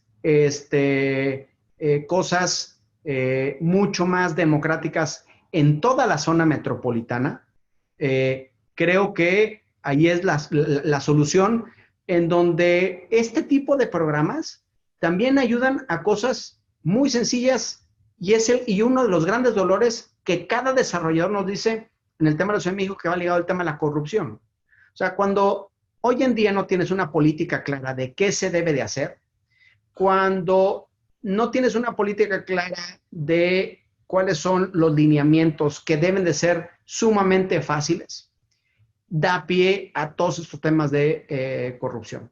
Los tiempos en estas ciudades que son DOT, los tiempos y las regulaciones son mucho más sencillas porque el desarrollador ya sabe que puede hacer prácticamente lo que sea, teniendo algunas restricciones muy claras para todos, donde todo es transparente y donde no necesitas pasar por un tema de corrupción, que siempre es necesario por la misma escasez que tienes en la Ciudad de México de zonas o proyectos o polígonos de actuación que te dejan hacer lo que es financieramente viable. Entonces, eso da pie a estos polígonos. Nos han repetido el polígono Tacubaya, lo conocemos perfectamente. Simplemente entender que no es suficiente. Entender que no es la solución. Entender que la ciudad completa tiene que repensarse y se necesita democratizar para que esto se vuelva más orgánico, más natural, más simple, más fácil, más rápido. La tramitología en la Ciudad de México es una pesadilla para todos ustedes. Hay un par de amigos que nos están acompañando ahí donde los he visto años tramitando permisos y al final se han dado por vencido y han tenido que vender los terrenos porque la parte legal fue sumamente complicada. Creo, sí, que es momento de que hoy en día, bajo la situación que tiene hoy en día la Ciudad de México, es más importante que nunca trabajar en conjunto para explicarle al gobierno la ventaja que pueden tener la implementación de políticas que fomenten el desarrollo inmobiliario, incluyente y asequible. Y que no hace falta regalar absolutamente nada, porque no podemos regalar, el gobierno no tiene presupuesto. De hecho, está comprobado que la densificación de estos espacios abandonados genera riqueza. La densificación hace que se pague más predial, que haya más presupuesto para arreglar las calles, para arreglarlo urbanamente, para arreglar el transporte público. Ese es el objetivo de estas ciudades, ¿no? Y sí, los programas que existen hoy en día, para mí, no son integradores, no son incluyentes. De hecho, se me hacen que son selectivos y son parte del problema. Y no solucionan el gran problema que tenemos y lo que está hoy en día es evidente que no, la oferta habla por sí sola, ¿no? ¿Qué quisieran los desarrolladores? Y no creo que haya una sola persona de los que nos acompañan hoy que no quiera hacer un producto que tenga rapidez en el mercado. Simplemente muchas veces haces lo que puedes hacer y no siempre es lo que el mercado quiere, y ahí tenemos la solución, ¿no?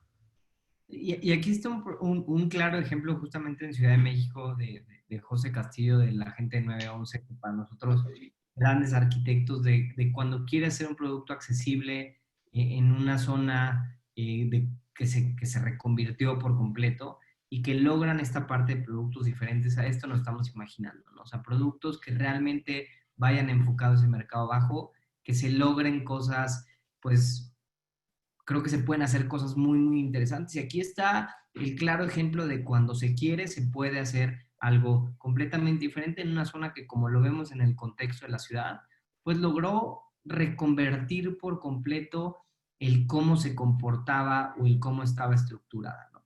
Y entonces ya creo que eso para concluir un poquito la parte de vivienda accesible o asequible, creo que es bien importante y hoy en día lo vemos como uno de los principales mercados que ante la situación que estamos viendo tiene que resurgir o tenemos que voltear a ver hoy en día esta vivienda low cost housing, ¿no? Y Y hablemos no de... nada más oye, Eduardo, y no nada más en la Ciudad de México. Este tema lo hemos visto en todo México porque hay ciudades en donde, y uno de nuestros de las personas que nos acompañan decía adecuadamente, el problema que tenemos en la Ciudad de México, lo más seguro es que tiende a replicarse en muchas de las ciudades. Y lo estamos viendo. Puebla es un problema principal o es un problema mayor que de cierta forma a una escala diferente, con condiciones diferentes, pero presenta un problema muy, muy similar y que presenta cosas que hacen que el mercado todavía se vea un poco más complicado de recuperación, ¿no? Claro, esa parte, ese mercado medio, ese mercado inclusive residencial, prácticamente todos los principales mercados vemos que tiene una mayor capacidad de la que realmente hoy en día se está ofertando. Y hablemos de algunos productos, algunas otras tendencias, y entonces nos llevamos justamente al mercado de millennials, centennials y alfa, donde hoy en día seguimos intentando entender al mercado de millennials. Hay que entender o hay que ponernos y repensar otra vez el proceso porque tenemos dos nuevas generaciones que son una realidad dentro de nuestro mercado, que hoy en día ya están consumiendo producto inmobiliario y que no los hemos volteado a ver. Aquí están algunos ejemplos, por ejemplo, si Eduardo, hablamos... yo ahí quisiera suplicarle a todas las personas que nos acompañan que entiendan lo que tú estás mencionando. O sea, te apuesto que el 90% de las personas que nos acompañan hoy, lo primero que hicieron es, al ver la gráfica, vieron el 2010 para tratarse de explicar qué pasó en los últimos 10 años. Por favor, no vean el 2010, vean el 2030, porque los próximos 10 años es lo que tenemos que entender como mercado. ¿Qué es lo que va a pasar? ¿Hacia dónde vamos? Fíjense cómo de 2010 a 2020 y a partir del 2020 hay un cambio estructural en la proporción de población económicamente activa. O sea, ese recuadro punteado es la gente que gana dinero, es la gente que tiene dinero para comprar algo, es la gente que de cierta forma está, ¿cómo se llama?, consumiendo. Entonces, las proporciones, ahí tenemos un error, no actualizamos el de la Ciudad de México, pero les actualizamos el dato para Ciudad de México, pero la proporción es exactamente la misma a nivel nacional, a nivel Latinoamérica, a nivel México. Pero entendamos que la proporción de las personas, ya hoy en día la población económicamente activa, millennial, es más importante que la generación X, y que hay dos generaciones que se suman, que es la generación centennial, que nadie está volteando a ver, y la generación alfa, que también se suma. Para de aquí al próximo año, los próximos 10 años, que es lo que tenemos que estar viendo, la generación a la que estamos acostumbrados a venderles va prácticamente a desaparecer. O sea, va a tomar un 20-25% del tamaño del mercado y el otro 80-85% son las nuevas generaciones. Entendamos que el mercado va a ser diferente, más restrictivo, menos restrictivo, simplemente va a ser diferente. El producto que hoy en día estamos pensando y que hoy en día hacemos en la Ciudad de México está 0% alineado a las nuevas tendencias, a las nuevas generaciones que van a demandar cosas diferentes. Ahora, mucha gente habla del presupuesto. Sí, sí, al parecer vienen generaciones con presupuestos más restrictivos, pero también es más población. Y otra cosa bien importante, nunca en la historia de México habíamos tenido crédito tan económico como el que tenemos hoy en día. Entonces, eso de cierta forma debe de ayudar y de incentivar el mercado inmobiliario. Pero entendamos hacia dónde vamos. O sea, eso es lo más relevante de todo esto, ¿no? Claro, que es un mercado que cambió y que busca productos diferentes. Y aquí están algún ejemplo de ese producto diferente. Más es para poner una semilla y decir, empecemos a repensar nuestros productos inmobiliarios nuevos. Ya vimos que producto tradicional de 2 y de 3 recámaras, el mismo de siempre, de arriba de los 6, 7 millones de pesos, ya tenemos suficientes en Ciudad de México. Y aquí están algunos casos de productos que pudiéramos estar repensando justamente para estas nuevas situaciones que estamos viendo, para esos nuevos mercados que estamos viendo, producto pensado para el co-living, pensado para trabajar, para vivir en un solo lugar, donde realmente logremos cosas diferentes, donde realmente se piensen en cosas diferentes. Tenemos una ventaja y es que Ciudad de México, por la cantidad de mercado, podemos hacer productos de nicho de mercado muy específico, porque tenemos una población demasiado grande. Sin embargo, como teníamos o como tenemos ese mercado tan grande que nos compraba absolutamente todo, seguíamos desarrollando productos genéricos cuando teníamos esa capacidad de hacer productos de nicho. Y creo que ese es el principal mensaje en esta parte. Necesitamos pensar los productos inmobiliarios hoy en día en esos productos de nicho. En este producto, por ejemplo, de cómo hacemos esa fusión entre la casa y la oficina. Les quiero agradecer a todos por la reunión, por conectarse con nosotros. Me gustaría tomar algunas preguntas de nuestro público, por ahí, que nos pregunten tanto a Nacho, a mí, lo que ustedes quieran. Inclusive si alguien quiere levantar la mano, con mucho A gusto mí, les damos el por micrófono. ahí habíamos platicado con Vicente Naves, director de la plataforma de Arta, que me encantó mucho, me gustó mucho el comentario que puso, no sé si Vicente ande por ahí. Sí, le podemos dar, a ver, equipo. Ahora sí, creo que ya, ¿no? Listo. Ya, ahí estás, perfecto. Vicente, ¿cómo estás? Gusto en saludarte. Igualmente, mi querido Nacho, Eduardo, y por ahí debe estar Paulina, con mucho gusto de saludarlos. Muy interesante todo lo comentado, presentado. Por un lado, pues un poco descorazonador, preocupante, pero por otro lado, bueno, siempre hay que estar enfocado a dónde están las oportunidades, ¿no? Coincido mucho con lo expuesto, con lo comentado. Yo creo que gran parte del tema no necesariamente es que no entendamos los desarrolladores dónde está la demanda y el mercado, pero sí hay complicaciones y cambios que no es tan fácil reaccionar y como bien dices, Claro, Nacho y Eduardo, hay que ajustarse. Sí hay un problema de costos porque desde luego el tema que ya se ha mencionado y ya sabemos el tema de la tierra en el área conurbada, ¿no? Pero no claro, solo es la tierra, el tema de lo que mencionaste del tiempo y lo complicado de los permisos, porque el tiempo es dinero y afecta la actividad de los proyectos. Y también el costo de las factibilidades, porque el tema, por ejemplo, de SACMEX ahora con el agua, bueno, y siempre ha sido, pues tiene un costo también de gran impacto en el costo de la vivienda, ¿no? El tema a veces de las medidas de integración que te fijen o que te finquen, pues también es muy costoso. Entonces sí hay un tema del lado de los costos muy importante. Hay una parte que venía sucediendo y muy bien yo diría, del 2011 al 2018, de un componente de compradores inversionistas en muchos de estos proyectos, ¿no? Y más de vivienda vertical, donde el inversionista le era muy rentable comprar en la preventa, inclusive antes de escriturar, vender ya con una utilidad o quedarse el producto para rentarlo, ¿no? Entonces, claro. ese mercado era una parte muy importante de nuestras ventas y de repente se desapareció. Y se desaparece sobre todo por un tema de confianza, ¿no? Por un lado se Claro. cae la demanda, se cae el mercado, ya no hay el incentivo de comprar. Y por otro lado, pues toda la perspectiva de las malas decisiones del gobierno federal y de la ciudad, pues también ese mercado de compradores que era muy importante se desapareció. Entonces, bueno, pues hay que adaptarnos en esa parte, ¿no?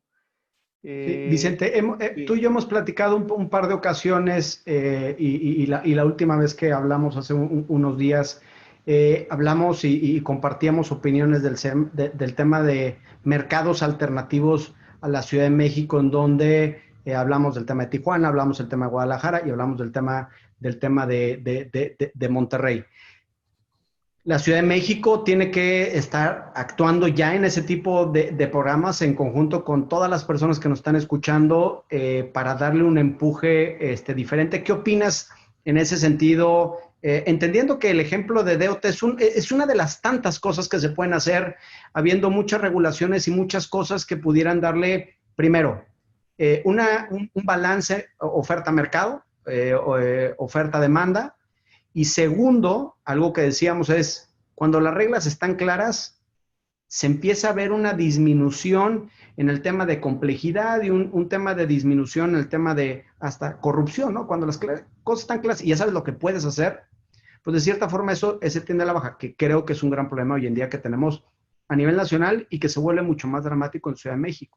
¿Qué opinas en ese sentido? ¿Ves no, futuro? ¿Ves? sí, 100% de acuerdo contigo y creo que se está empezando a hacer. Ya en algunos casos, por ejemplo, el caso de Atlampa o el caso Ok, de Vallejo, ya el ok, gobierno de la ciudad está queriendo que incluyamos un X porcentaje, 30% de vivienda incluyente, que vivienda incluyente es vivienda de 1 millón de pesos para abajo y hay ciertos incentivos para hacerlo. Hoy, digo, eso va en la línea correcta, pero los números hoy no te dan todavía porque costos de la tierra, el costo del agua, el costo de los demás permisos y licencias no te da para un 30% porque ahí vas a perder en esa vivienda. Entonces, habría que hacer todavía esquemas adicionales. El problema es que se vuelve un tema de recursos que hoy tampoco la ciudad está en posición de hacerlo. Por ejemplo, para esas viviendas, por ejemplo, el tema del agua, que es un tema muy importante, pues debería haber un subsidio y que el derecho fuera mucho menor o de plano fuera gratuito, ¿no? O el tema de la claro. mitigación o reforzamiento hidráulico que te van a pedir por los impactos y más si tu proyecto es de más de 10,000 metros cuadrados, pues también esa parte no debería de tener impacto en esos, porque si no, los costos no te dan. Ese es un poquito el Claro, problema. Hay otros claro. instrumentos que se mencionaron, los SACs. Los SACs es un concepto muy bueno, sistema de actuación por cooperación.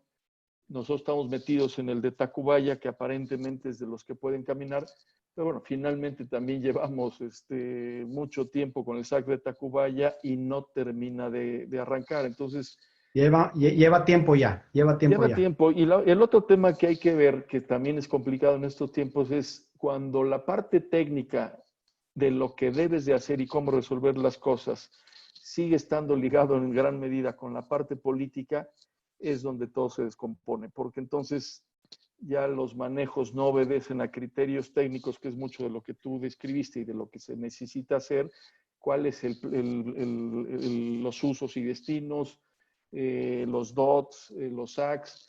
Cuando entra la parte política es donde las cosas empiezan a descomponer porque entonces empiezas a privilegiar otros criterios que ya no tienen que ver con la parte técnica, ¿no? Pero a tu Claro. pregunta yo te diría, yo en la jefa de gobierno veo una visión de ciudad interesante, importante, y creo que va por el camino adecuado, va a llevar más tiempo. Si alguien escuchó el planteamiento que hizo en varios foros, yo me acuerdo en el ADI cuando hizo Claudia Sheinbaum el planteamiento y su visión de ciudad, es correcto, porque finalmente ella los grandes problemas en términos de agua, en términos de transporte público, en términos de seguridad, etcétera, creo que tiene el diagnóstico y la visión adecuada. El problema es un poquito el tema de recursos por un lado y el tema de tiempo por otro. Y esta, por llamarle de alguna forma, contaminación política con aspectos técnicos, ¿no?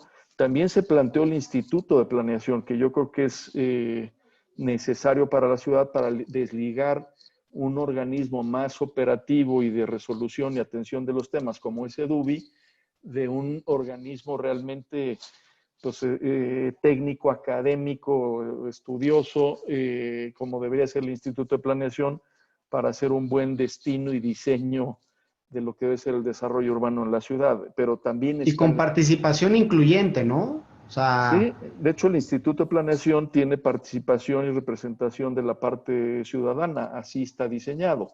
Pero ahí, por ejemplo, ahorita para designar quién va a ser el director del instituto, pues ha habido mucho tema político y de otros intereses en lugar de un enfoque con el perfil técnico y el background, y etcétera. Entonces ahí es donde las cosas se empiezan a complicar. Pero en esa gran visión y planteamientos, yo diría que lo que ha planteado Claudia Sheinbaum creo que va en la dirección adecuada.